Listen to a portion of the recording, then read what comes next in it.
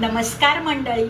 तर आपल्या मराठी शब्दांच्या गमतीमध्ये दोन अक्षरं अशी आहेत की ज्याचा तसा काही अर्थ नाही, पण जेव्हा ती एखाद्या शब्दाबरोबर येतात तेव्हा अर्थपूर्ण शब्द बनतो.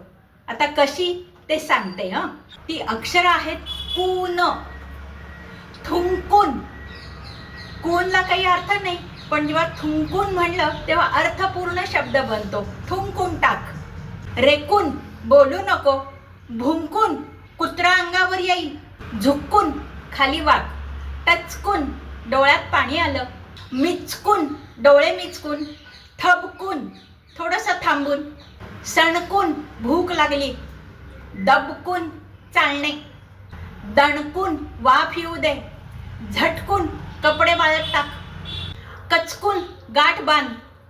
खोकून, जीव घाबरा झाला. घोकून, पाठांतर कर. तडकून, काच गेली.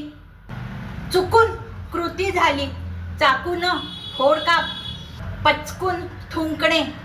विचकून, दात दाखवून हसणे. भिरकून, दे कागद.